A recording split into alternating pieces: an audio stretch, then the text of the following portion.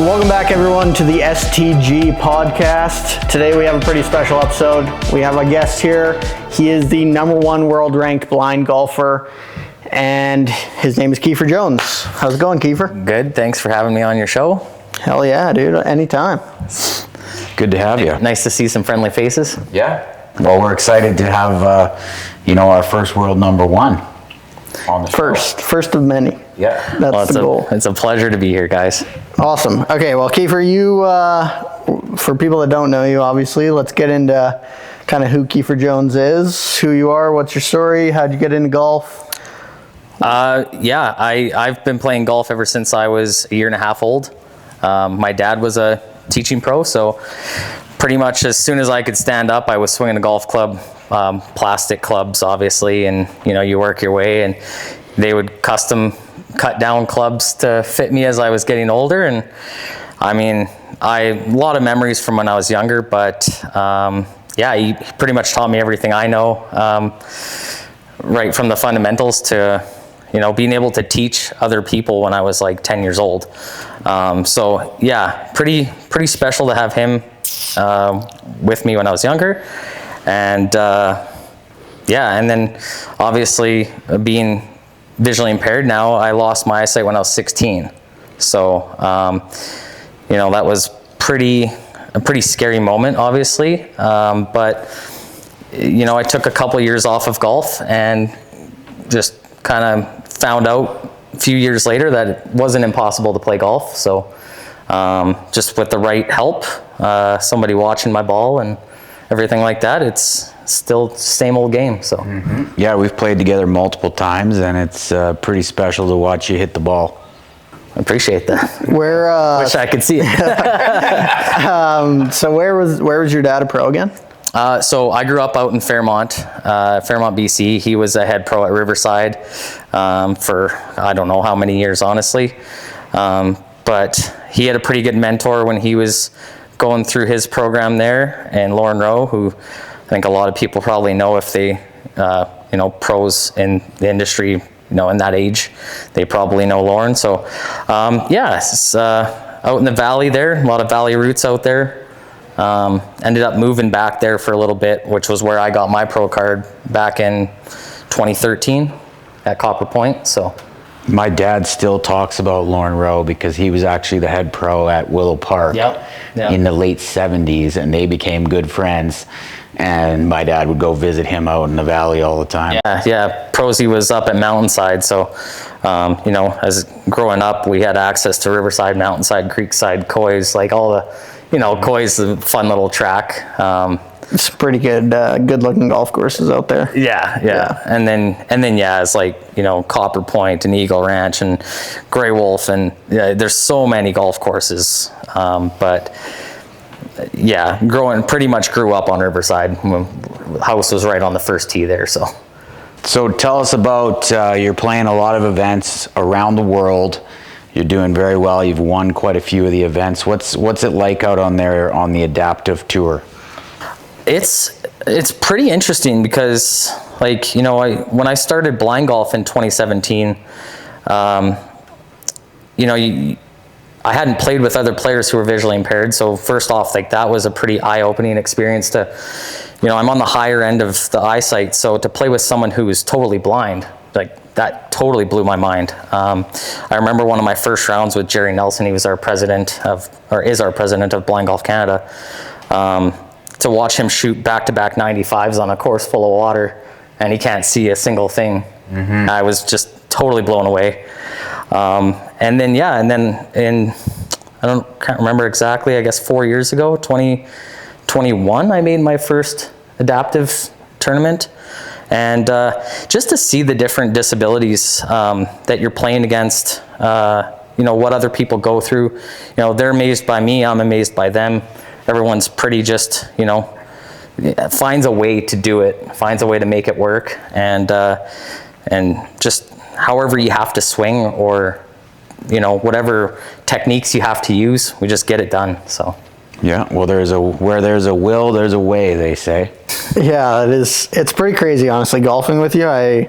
You don't expect just how natural the swing comes to you, especially after hearing like what happened and how you can't see anything. So the other thing I want to talk about is what's it like traveling the world, because you've had some pretty crazy tournaments recently in the last couple of years.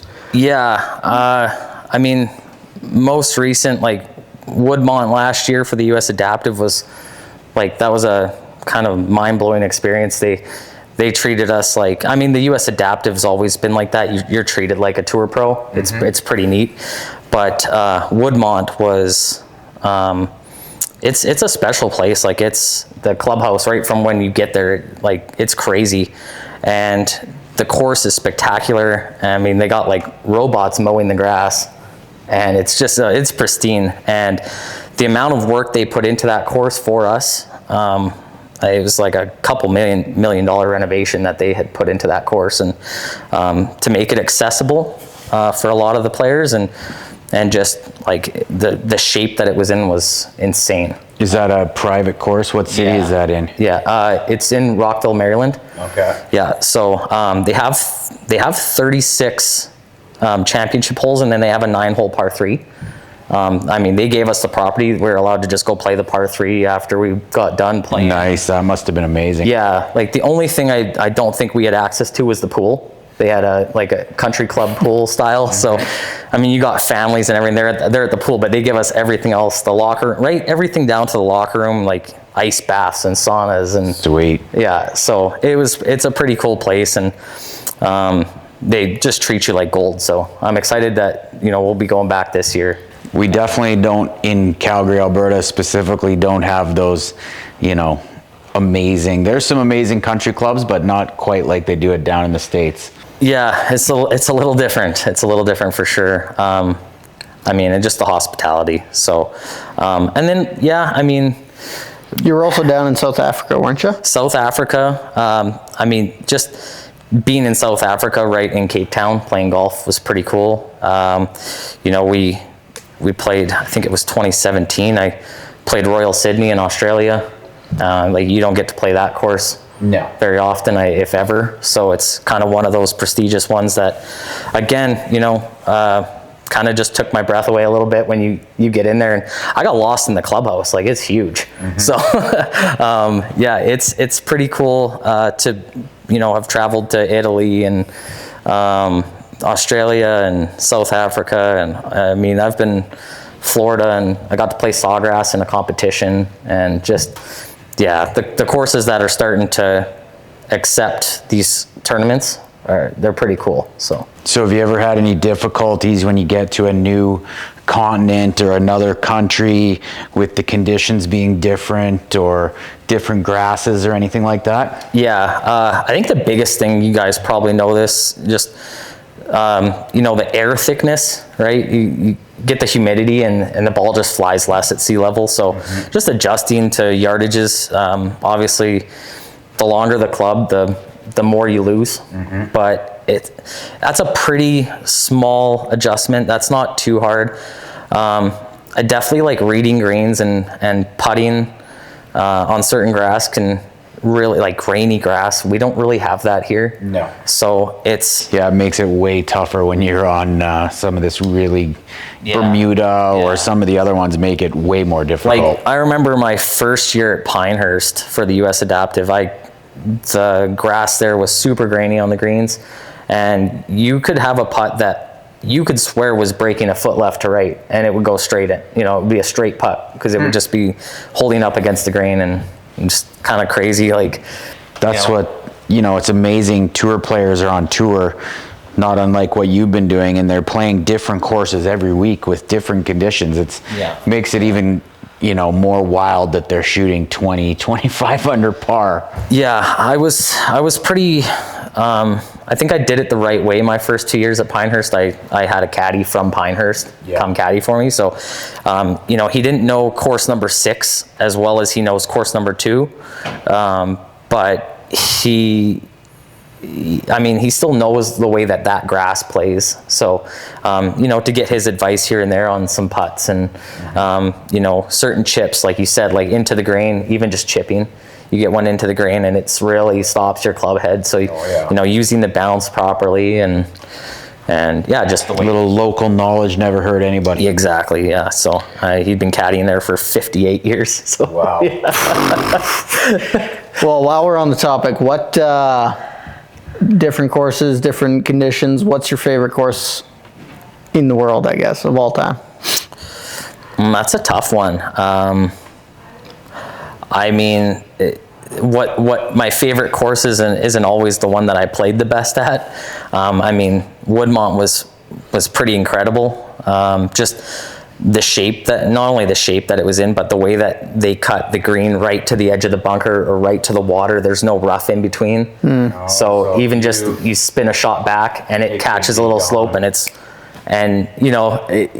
was a pretty mean course. It was a US Open style, throw the ball in the rough, you don't find it. Wow. They had spotters on every hole, coming out to put flags in where your ball went into the rough, not the long grass, but the rough, because the rough was so thick that it would take you some time to find it. So was it like 4 inches or more? I would say more. Say more. Yeah. So did that slow play down? And because it was cut so clean every day, the ball just kind of buried in there, right? Yeah. So I remember just the first hole, I was like blown away the fact that I was in the rough 100 yards out and I'm, can't really even see the ball, yet alone get a club on it. So I learned pretty quick in the practice round that it was going to be pretty important to hit fairways. If you hit fairways, it was more than scoreable. If you missed some fairways, trying to hit a 6-iron out of that rough. Yeah, you're gonna have a tough go. Yeah. Well, that just speaks to all these guys that are making fun of the guys on tour, and it's like they think they can keep up. Yeah, yeah. It's completely different ball. It's another animal, for sure. Yeah, so, I mean, that's definitely one of my favorite courses. But I mean, Sawgrass was always on my bucket list. So to play that one and to play it in a match play format, Team North America against Team Rest of the World, and we pulled out the win. Nice. And yeah, it's awesome. The only win that North America has over them so far. So to be a part of that at Sawgrass was pretty special. Is it 16 that's the 17 is the island. 17? Did you make it to 17 in your match? Yeah. Oh, well, actually, so in the singles matches, we played the Pete Dye course for the team matches. And then for the singles matches, they actually started us on 10 because they wanted those holes to matter for everyone just in case. So we actually teed off on the back 9, but I think I ended my match on 12. Mm-hmm. So I had to give a few strokes and just won the stroke holes early, and then it just kind of built off that. So. That's so awesome. Is it as good as it looks on TV? It's better than. It's better. Crazy. I mean, we weren't there for, the same time as the, PGA Tour goes down. I guess they speed things up quite a bit for them. I didn't find the greens overly fast while we were there, but that's the whole, different seasons. They take a break, they tone it down a little bit. Yeah. And then, for the Players Championship, they cut everything real low and real tight. You can't run it that fast all the time or the greens will die. Yeah. So, but just I've played that course a million times on video games and stuff like that. Yeah. So it's like I felt like I'd already played there every hole I was on. All right, Kiefer. So what is next in the competitive? Where are you going next? Who are you playing? What are you excited about? Yeah, so the G40 Open is the first one that I'll be going to hopefully in mid-May. It's the British Open of the US Adaptive. So pretty big tournament, and it's in Wales at Celtic Manor. So I'm excited to go there. And it's kind of a famous course as well. So just to be able to see the course and play the course and see Wales. It was pretty cool. I'd already decided I was going to go to that event when I got a phone call from Kit Popert. He's the #1 ranked in the world out of all adaptive golfers. The guy's a class act. He's a phenomenal player. Last year at the US Adaptive, he shot 11 under in the first round. Wow. In one day, yeah. and kind of blew everyone away a little bit. I don't think anyone saw that coming. So yeah, the guy's unbelievable, and he's a great person. I got a phone call from him. He invited me to it's called the KP Invitational in London. So it's a pro-am. He's going to help fund some of the players to get us there and get us to the G40 Open and pay us a little something for showing up. So and what ailment? It's probably not the right word, but what is it? Do you go by disability? Yeah, disability, abilities. I mean, Kip's cerebral palsy, I believe. Okay. So he would be in, I believe, in the neurological category. I think that's a neurological one. So wow, to go 11 under, that's impressive. Yeah, no, it's. I don't care if you're able-bodied. I've never gone 11 under in 2 days. No, I mean some of these guys, it's at the U.S. Adaptive, I saw some of the best golf out of the adaptive sport that I think anyone's seen yet. Even second place, third place, fourth place, they were like 12 under through 3 rounds. Wow. And it's just it's incredible. And all different categories. You got guys with autism and guys with, maybe they're a lower limb amputee or a short in stature, or, these guys are just unreal. So I think that's probably one of the things I like about the adaptive the most is, I'm not just playing against other visually impaired players. Some of these events, they have categories, divisions, where you are playing against the people in your division, but there's an overall, right? So, I'm not just trying to beat the visually impaired. I'm trying to beat everyone. I don't think you don't go to tournaments if you don't think you can. So, I think, I'm a long ways away from shooting 11 under in a day, but, you just never know. You might go out there and have a career round and put you in the right spot, right? So it could be done. So, that's the first one on the list for the season. Tell us about the skins game this year where you took out a bunch of hot shots at Heritage Point. Oh yeah, that was good. It was a career best for me at Heritage. A 5 under. I think 5 under I finished, and it was won a little bit of cash for that. But yeah, some of the guys on the roster there, it was nice to beat them because I know they're good golfers. Yeah. So yeah, I was happy when I heard that. I'm like, all right. Yeah, no, that was good. And won a couple of events last year where I won a little bit of money, but it's still growing. So, the money's coming, but it's just nice to be a part of it. So when it is, we're in it, right? And be in the mix. So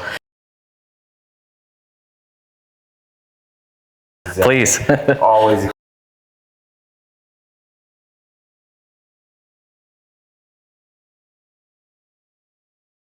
Yeah, I've been pretty fortunate. The last few years, I had Platinum Mitsubishi on board. So they were sponsoring my entire season every year for the last 3 years, which without them, it wouldn't have been possible. I wouldn't have been able to do what I've done. So, huge thank you to them. And, for the 2026 season, I've got Kaizen Automotive. I've got South Point Toyota, Country Hills Toyota. So I'm still looking for more, but the more sponsors I get, the more events I can go to. So. That's awesome. Yeah. One thing I wanted to talk about was, I know how you go through your process on the course, but a lot of people, the first thing they ask is kind of, how's it even possible being visually impaired? So walk us through what your process is on the course with your caddy, what that looks like from even just setting up to a shot or even just seeing the course in general from your point of view. Yeah. So, in a tournament round with a caddy, we typically have a game plan. We map that out in the practice rounds. Figure out where we want to hit shots from into greens and figure out how we got to get there, right? So, off the tee, it's pretty, we have something that either I can see in the distance or tree lines and stuff like that typically work pretty well. Anything against like, you know, a blue sky and tree lines, like if there's a big tree that stands out, something like that, left side of the big tree, you know, that's something that we look for off the tee. And then, or, you know, bunkers, if the bunkers are pretty, you know, white sand and easy for me to see, then that's another thing we can use is bunkers. But then into greens, it becomes a little bit more accurate. You have to be a little bit more precise. So sometimes I'll even just hold the club up in the air and have my caddy kind of look over my shoulder and point me exactly where the pin is. Sometimes I'll ask where the pin is on the green. If I'm not already aware of that. Certain tournaments like the US Adaptive, we get a pretty cool caddy book with all the, you know, the pin locations and everything in them. So you know exactly where everything is, where every slope is, and how many yards from the bunker to the pin, like just the amount of detail you get. But there's a lot of tournaments I don't have that, like the Alberta All Abilities here last year. And my caddy Davis and I just, you know, making sure I'm lined up properly, trying to find things that I can see that that aren't too far away, or if they are far away, that that there's enough contrast for me to see them. And then with you know, around the greens, I've always had a decent short game, chipping and stuff like that. But that's where I can kind of walk around and do my thing. And you know, you feel it when you're walking around. You feel it in your feet. You can feel all the breaks and uphill, downhill. So are you an aim point guy? I'm not, but I started doing the feet part of the aim point. The finger part of the aim point I don't think would really work for me. So so I started doing the feet thing though, and I just kind of break it down. Like if you got a 15-foot putt, you know, do it 3 to 5 times throughout the putt, and you can kind of feel where it starts to break, and then you just visualize what that ball is going to do. I think as like someone who's visually impaired, you're going to miss greens. You know, there's times where you hit a perfect shot and you're just a little lined up wrong or whatever, and so you're gonna miss greens. So having a good short game's pretty important for me. And then just last year, like my putting I found something in my putting that just clicked for me, and I was just making way more putts. So that's nice. Keep that going. Well, and I think you guys as golfers, you know, like putting's where you score, right? And not only can you score, but you save shots. So when the putter's working, it's makes the game a lot easier. Yeah, and a lot more fun too. Yeah. Definitely. Yeah, they don't give us gimmies on the adaptive So people, I know they want to know, because you're saying you can see some things, but like, I guess this is how blind are you? So my vision's technically 20 over 250. So if you have 20/20 eyesight, what you see from 250 feet is what I see from 20 feet.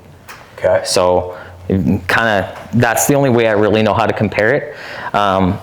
But I basically have blind spots in the center of my eyes. So when I say I can see certain things off the tee, you know, out of my peripheral, if there's a giant tree, like, I mean, you can do it. You can look to the side and you can still see a giant tree, right? Like, so things like that, and things with color. Certain golf courses, the green is a different color of grass than the rough. The rough's really dark and the green's kind of a lighter, especially like a POA green, right? So it's got a different color. Sometimes I can even just see that color and know where like the middle of the green looks like, right? So there's certain courses definitely benefit me better than others. Courses that are very link style with no trees, that's about as blind as I get. Like if there's nothing in the horizon for me to line up with, then I'm really trusting my caddy to either find me something on the ground that's in line, or just make sure I'm lined up where I look good. Yeah, because there's nothing behind or anything. Hey? Yeah, if there's nothing like that, you know, usually like the 18th hole is a nice one because you come in, there's a clubhouse right behind it, so you can kind of be like, oh, left third of the clubhouse. Yeah. But anything like that really helps. But when you play like a link style course, it's a little tough for sure. Yeah. So when it comes to blind golf, or I guess adaptive golf in general, is there different rules that kind of stick out that are different from regular tour rules? Or? Yeah. There's a couple. So I know when I started playing blind golf, there was, you could ground your club in the hazard. I think they've changed that rule now just for everyone. But, I'm allowed to touch the sand in the bunkers with my club. Not in a sense where you're pulling sand away, but just to set it down and find the depth of where your club is so you can grip it and get your stance. So that's a big one for me. Definitely helps with the bunker game. Another one being just, if you're my caddy and you can stand behind me once I'm even addressed and through my shot, you can stay behind me. So that's one thing that you can't do, a normal caddy can't do.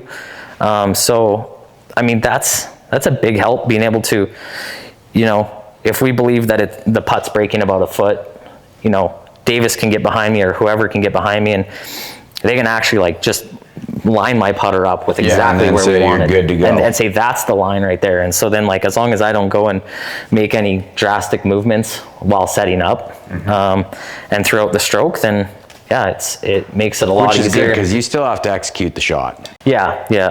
So it's not, it might help some tour players, but it helps mostly on the long putts. The shorter putts sometimes, even like I said on my peripheral, especially certain events where they paint the cups and they really pop.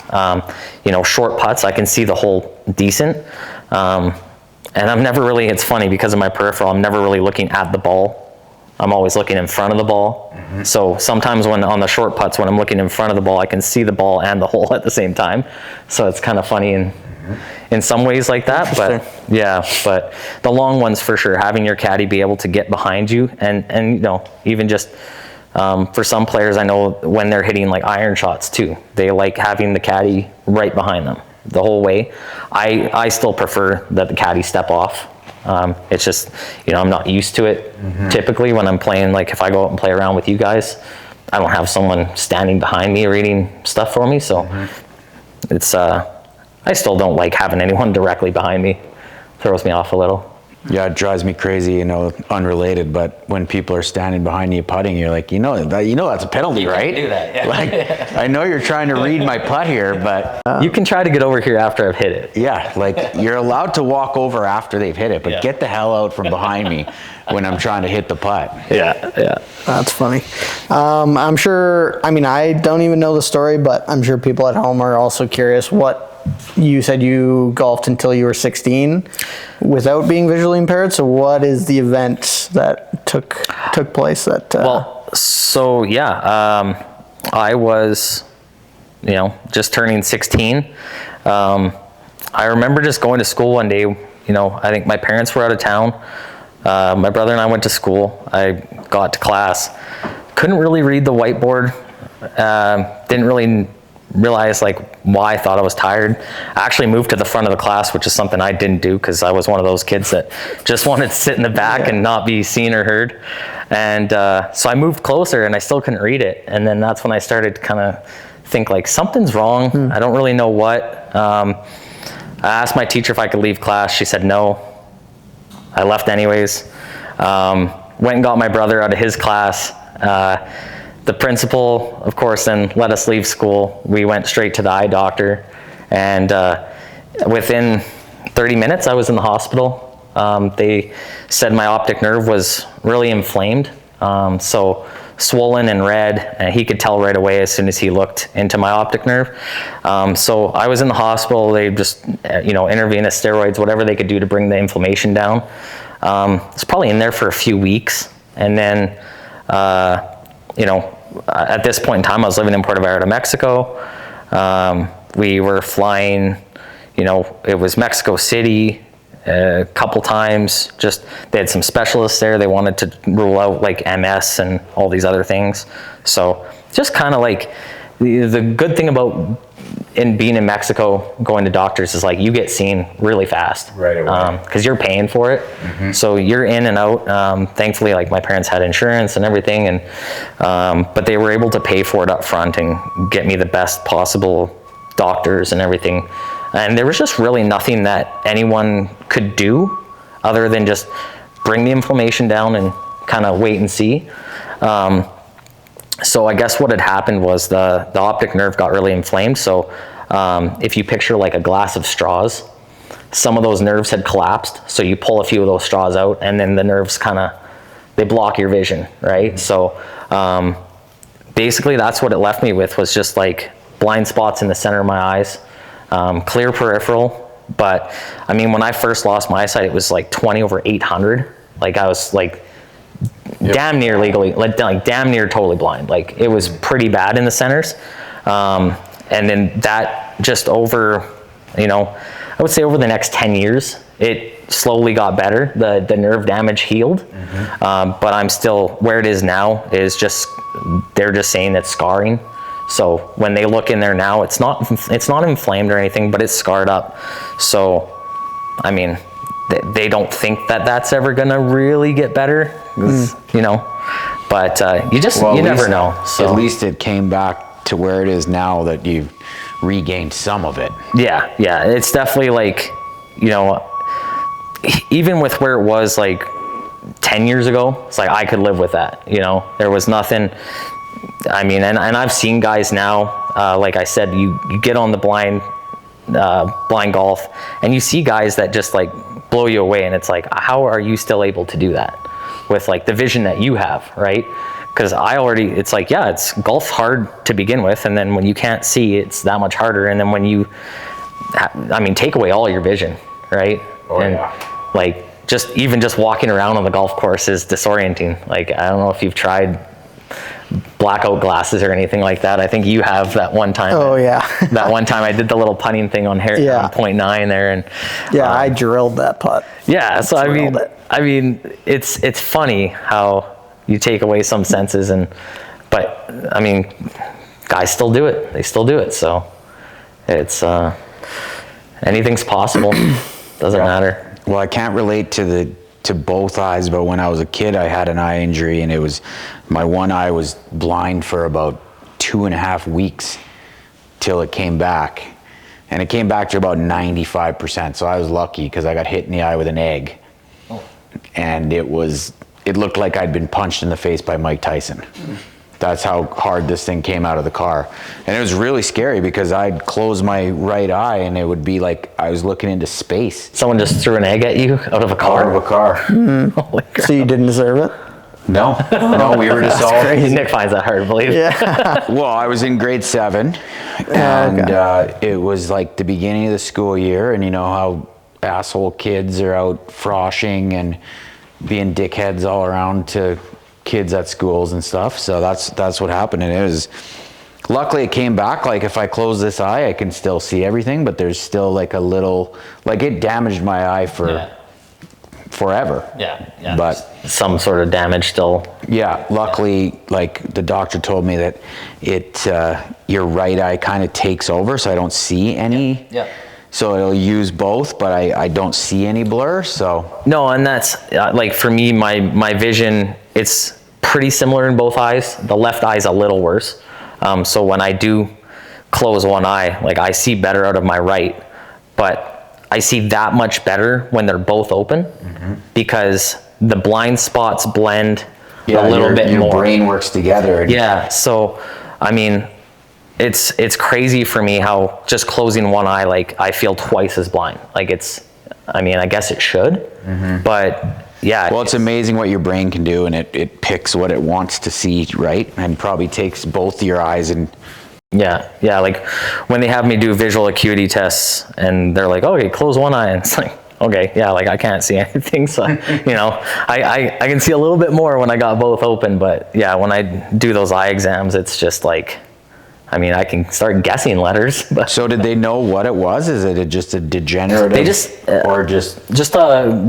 honestly, I was told it was a common cold virus that attacked my optic nerve instead of my respiratory. Wow. Now, that was one of the guesses. I don't think I ever got like a solid answer. They do know it was some sort of virus. You know, my mom always had a bit of I guess, a theory that it was, when I was a kid, I had vasculitis, and she thinks it was laying dormant and then tried to escape through my eyes, which kind of makes sense. It could. I'm, not a doctor, so I don't know, but there's a couple theories, but some sort of virus attacked my optic nerve. And well, thank God you didn't go 100% blind, because that would be, that's a little different. I still had to come, I had to leave school in Port Vallarta and come finish high school in Calgary. And, my grandparents were living here, so I came and lived with them for a year. And then my brother finished school, came here for university, so we got a place. But, it's like they made me learn Braille, and because, there was no knowing whether it was going to get better or worse or what. It was still pretty fresh, so it was learn Braille, and just in case, and easier to learn when you can see still, I guess. So little things like that. And just finishing high school, it was different. You had to have like a teacher who's your visual aid, took all your notebooks, everything, scanned them, put them into like a disc. You transfer that onto your computer, so you had everything, so you could enlarge it and read it. Without that, I don't know how I get through high school, other than just sit there and listen. So pretty important for the kids. I know the kids going to school. I definitely didn't have anything like that in Puerto Vallarta. They didn't know how to teach. So had your whole family moved down to Mexico? Yeah. Was your dad a pro down there? Or? No, so my parents had gotten a divorce. My dad was still here as a golf pro. Okay. And then my mom was down there. They were timeshare resort developers. Oh, okay. So they were building resorts. We just went to school, kind of did like a year there, a year here, a year there, and then it was like, okay, I'm just gonna stay there, finish school. And my brother kind of did the same thing. I think he did an extra year here. So, but just got a little bit of back and forth until we figured out like, okay, we'll stay there. It's a better education. We were going to like a private school. But once that happened, they just didn't know how to teach me. So it was come home and get the help I can get here, and finish. So school. when you were in Mexico, were you playing golf as a young teenie? Yeah, we had a membership at a course, and what's nice about playing golf there is like, one, it was a nice course. It was called El Tigre, the Tiger. Not related to Tiger Woods, but it was pretty neat in a sense of like the difficulty of the golf course. There's water on like 15 or 16 of the 18 holes, and just like great shape, never anyone out there. So you go rip eight, like the one year I had to do summer school, and I think I went and did my one class, and then I'd take a cab to the golf course and I'd play 36 every day and then come home. And it's like you got your own caddy come out with you, and the caddy that I had was trying to be a golf pro. So I had a pretty good caddy hanging out with me every day when I'm ripping up 36 holes. Really? So you had to have a caddy? I didn't have to. He just wanted to come? Yeah. Did you pay him? No. Well, like you tip them. No. But they don't, like, it wasn't like there was like a fee, like a set rate, it was just, and half the time like they didn't want it. Yeah. You play with the caddies and they're just playing. Nice. And it's just like hanging out with the guys, and they were all pretty good golfers, and I just go to the range and like they'd stand there and hang out on the range with me for an hour and watch me hit balls and clean clubs and just chill. And so it was pretty cool. I'd like to be at a club that was that dead. Yeah. It was pretty cool. Yeah, true. I'm guessing it's just because it was so expensive compared to like what people could afford there. So it was either like tourists or no one, right? Yeah. So what would a round have been, like 300 US? Honestly, at the time, I don't even think it was that. Like, it was probably around like 100, 150. So, probably what we're paying now here in Calgary for a round at a nice course, right? So, yes. All right. Judging off of how good you are now, I would assume that you got to be a pretty good player until that point. I was probably a scratch golfer at like 15 before I lost my eyesight. But yeah, a little bit different game when you could see the ball. Like pars felt like pars felt easy. Like as a 15-year-old, like I made a lot of pars, right? But it's like I still wasn't a long hitter. So playing a long course, like I didn't make a lot of birdies, made a lot of pars, but just like come in with like a 73 and like, oh yeah, a normal day. But then once I lost my vision and started playing again, like I was pretty excited when I could shoot a 73. I was pretty pumped, right? It's a little bit of a different, I guess it like makes you appreciate it more. So how long after the incident did you decide to try and get back into it? It was probably 3 years, maybe 4 years. Yeah. It wasn't until, you know, I'd moved back to Calgary, wasn't playing golf at all. I was working at National Sport Development back in the day, not too far from here. And just one of the guys I was working with, Scott, he was like, "Do you think you could teach me how to play golf?" And he's like, I go to the range, I hit balls, but he's like, "I need some help." And like, yeah, I could probably talk you through it. I can't see your ball. And then he's like, "Well, would you play with me?" I can't see my ball. I don't really know how I'd do that, or, you know, like it's not fun for me anymore. And he's like, "Just come out and I'll watch your ball and, you know, play golf. And if you're not enjoying it, like you can just help me out." And I went to Maple Ridge and shot 2 under par and was like, I think I like golf again. Yeah. It's like, you know, and take 4 years off. And well, I'm glad that guy got you back. Yeah. No, that's, it's kind of all it takes sometimes, right? It's like one person to just push you into doing it again. And then it's like, yeah, why did I ever stop playing, right? And I think coming back, like I liked it more. You know, it made me want to go get my pro card and kind of follow like what my dad did and get, you know, become a pro. And, you know, back when in 2013, when I went for my card, I was working at Copper Point, and I was fortunate enough that one of the events was at Copper Point because I had missed it by one shot everywhere else I'd gone. And it was tough though. It was back-to-back 74s or back-to-back 75s, and you know, it's not what it is anymore. You know, you couldn't really make any mistakes back then. So I did it too, and when I did it, it was 155. Yeah. And they had lightened it up even to then. Yeah. And then when you did it, was it top 20%? No, it was just if you shot, they picked a score. Like, you know, I guess it would have been, you know, 150 or whatever, right? And it was like 150 or better and you're in. I found the hardest thing when I did it, you said you were missing by one. There's no other tournament you'd ever play where you know how many shots you can take. Right, yeah. So and every bogey. Boom, I can take one less stroke. And rattled, right? And then you're like, if you're were playing a tournament where you had to be in the top 20 or 30% of the field, I think it would be less difficult than knowing, oh my God, I can make 2 more bogeys or 1 double. Yeah, I mean, there's 2 ways to look at it. It's like, it's kind of like the devil you know versus the devil you don't, right? It's like, when you're shooting for a number, you know what the number is. That's not going to change. But what you don't know, if it's the 20% thing, is you don't know who's playing good out there and who's not. Mm-hmm. You know, and this would have been before Golf Genius, so you wouldn't have known, you wouldn't have been able to check the leaderboard, see where guys are at. So it could be nerve-wracking like that too, because what if you're playing really good and you shoot those 74s and you still don't get in because the other guys played better, right? So for me, just, yeah, I mean, when you know the number and you make that bogey though, it's like, it starts to sink in. I mean, when I did mine at St. Eugene, it was, I had just way too many double bogeys the first day. I made 11 birdies in 2 days and couldn't shoot the number. I actually finished my round with, I needed 5 birdies in a row to get my card, and then I needed an eagle on 18.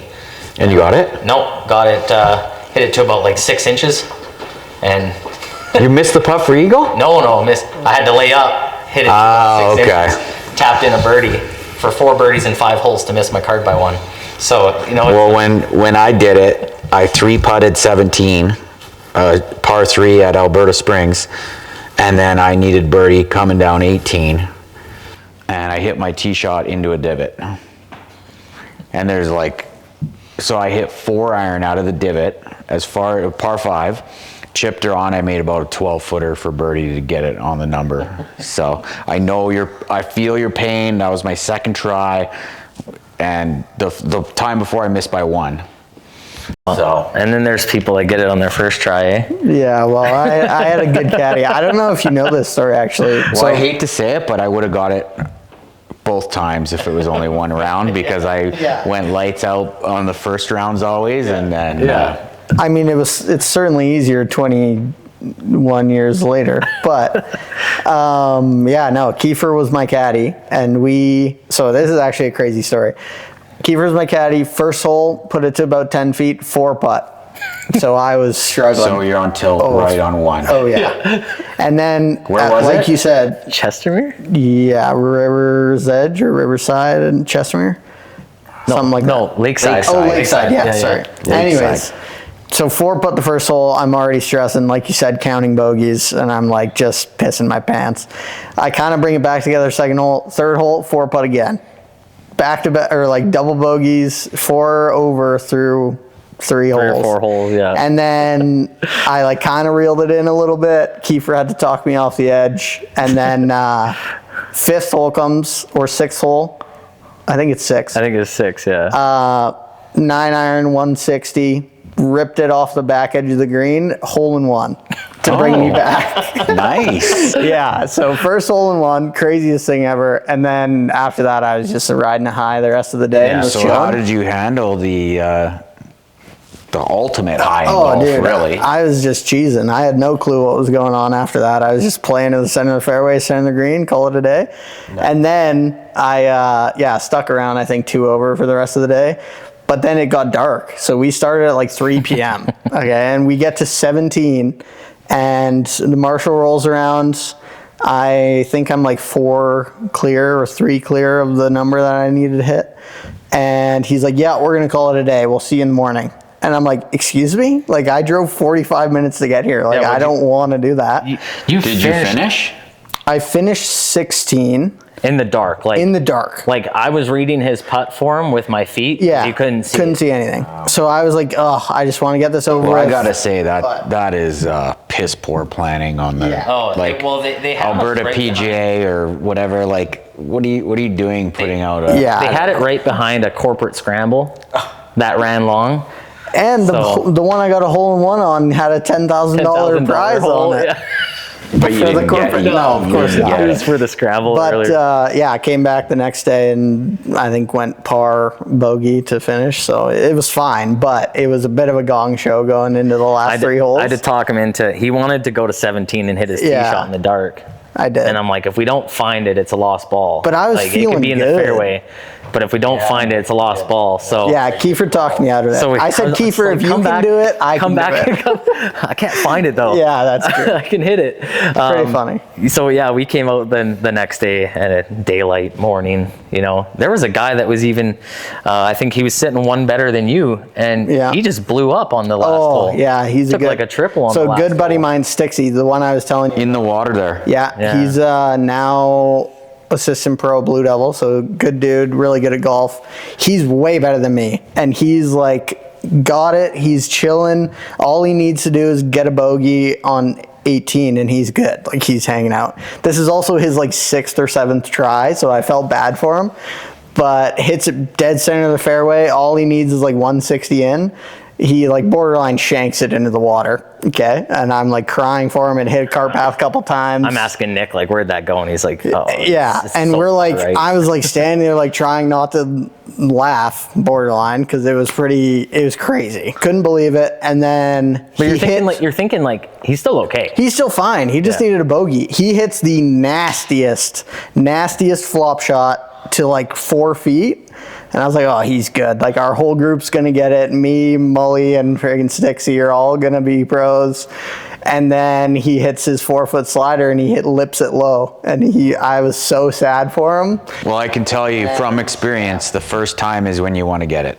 Yeah. Obviously, that pressure builds. Because the second time is infinitely harder. Yeah. And then the third, for no reason, but these guys that get it on their 7th or 8th try, like, that is like, they don't ever think they're going to get it. Yeah. So. Well, that's the thing. That was his 7th try, I think, and it was tough. But he did end up getting it the next time, I think. So it worked out. But it's funny what the pressure of the PAT does to you, because I mean, I've played with guys that go out there and shoot, par every day. I know. And then they go in their PAT and they shoot 88, and you're like, what the hell happened? I had literally like guys in my group, and you're not even allowed to do this, but I would say, take a breather, man. Yeah. Slow down. Yeah. Like, I just saw you drop 4 balls. And they're like, oh, like, I don't know what happened. And it's like, The panic sets in. I don't know what you were just doing. I saw a guy on hole 12 at Eagle Ranch hook like 4 balls into the trees and then snap his hybrid. And I'm just like, I'm going for my card too, and I'm like, I can't even imagine, like, you lose 1 ball and it just like, it hurts. But to hit 4 in a row like that, and like no club change, no, just same club, same shot, switch it up, because you got to get something else in your hands at that point. Yeah, I remember number 10 at Alberta Springs, I think a guy took like 4 drops on 1 hole, and I was watching and I just felt bad, like, but he's in making your own mess. Yeah. So. Yeah, it's tough to watch sometimes, that's for sure. Shout out to Stixie, he's a great guy. It's a good group. Yeah. One other thing I want to talk about, I'm a club nerd, so you talk to me about, I know that you're with Cobra, I think. Yeah. So talk to me with how that's been going and what you're playing in the bag this year. Yeah. Cobra's been pretty good to me since I got on with them. My first year, Heritage Point hooked me up with a staff package. They didn't bring that back after that. They weren't doing Cobra at the course anymore, but Cobra kept me on. So they just kind of get me whatever I need, or for that matter, want. Like if I want to try something new, I'll give Rick a shout and he'll put it together for me and set it up. And if I don't like it, he'll take it back and get me something else. But I've been playing Cobra since 21, I think, 2021. This year, I still in the bag right now. I have my DS Adapt driver. I got the DS Adapt 3-wood, 7-wood, 4-iron through pitching wedge, the King Tours. Oh yeah. Good club. They're not a blade. I'm not a big fan of blades. And then the snake bite wedges from Cobra. They're nice, really spinny. I like that around the greens. I like to have control around the greens. And then I'm still playing the 2021 3D printed putter. Best putter of all time. It's, for me, it was kind of a game changer with the face technology that they did with the what was it with Sick Face. Yeah, Sick Face in it. So I always struggled with long putts. I could hear the ball spinning when I would hit a long putt, and like that can't be good for distance control. So as soon as I put this putter in the bag, my distance control on long putts got so much better, and then your confidence to just get it on the green. You don't have to get it close to the hole. Just get it on the green and feel like you can make a par from anywhere. That was kind of a big game changer for me, because I never really liked any kind of putt over 25 feet. I'd rather chip, right? Just felt like I had more control over the distance, like proximity to the hole from that range. Mm-hmm. I'm still waiting for stuff for this year, but it's going to be pretty similar. Don't think I'm going to change too many things with my specs. Obviously, I'll get the new driver in the bag. I might go with a lighter shaft in the driver and just see if I can get a little bit more club head speed. But you've been a Cobra guy for a while, haven't you? Yeah. I've probably been playing Cobra since Ricky. Yeah. Old school. Yeah, Ricky. Since before Ricky. No, it was. I can't remember. I might have been like 10 years old. The last set I had that wasn't a Cobra. Really? Yeah. Well, because my dad was also Cobra. Long time guy. My dad was Cobra. Way back in the day, I've got some of his old Cobra stuff, and it's like the woods that are actually wood. Yeah. Right? Like I've got some Cobras. I've got some Cobras. Oh, you're talking to the right guy, Jordy. Yeah. The guy like when they say hit it in the screws. The first clubs that I got were a set of used King Cobra 2, oversized, yeah, graphite shaft, offset, absolutely hideous hooks now, but but for me at like 12 years old, I thought I had won the lottery getting a set of king cobras, right? So I've been there. Oh, I bet you hit that draw with those things. Oh yeah. Oh yeah. Oh yeah. They were they went high though with the graphite. So Yeah, no, it's been a few years since I played anything but a Cobra. I think the last set before that I had was like some knockoff Callaways. Yeah, so. before that I had my dad's original pings. So like the original ping clubs. Yeah.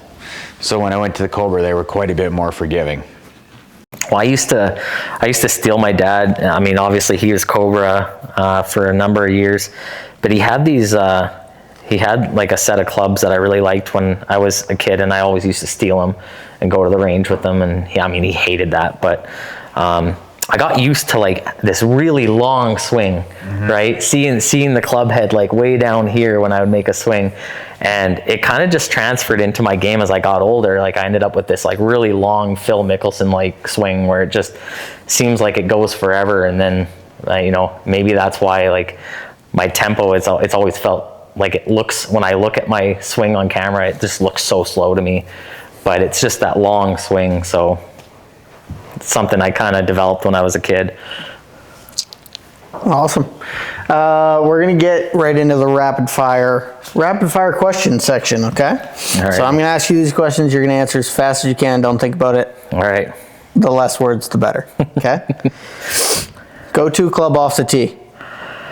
4-iron. Okay. Blade or mallet? Mallet. Sorry, blade. Oh. Yeah. Putter. Yeah. Blade. Blade? Yeah. You play a mallet? No, I don't. No, he plays like a funky 3D printed. I thought it was the mallet one. No. Okay, keep going. No, always blade. Keep going. Always I thought blade. that thing was a mallet. I don't think I've had a mallet in the bag in Are you a morning or a twilight round guy? morning. Morning. I don't get out enough in the morning, but I prefer it. Walking or riding? Oh, riding. All day. Riding, but walking as much as I can. Fair enough. Ranger or quick 9? Quick 9. White or colored ball? White.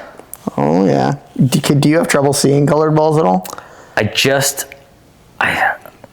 not that I have trouble. I just don't like it. Like Okay, good point. I feel like That's it's a a good range point. ball when Yeah. I hit a yellow ball. I feel like I'm at the driving range. There you go. Match play or stroke play? Stroke. Ooh. Yeah. And do you take breakfast balls? Not very often, especially since like starting to take competition seriously. Yeah, we're hard against breakfast balls here. Yeah. That's like people who think mulligans are a thing.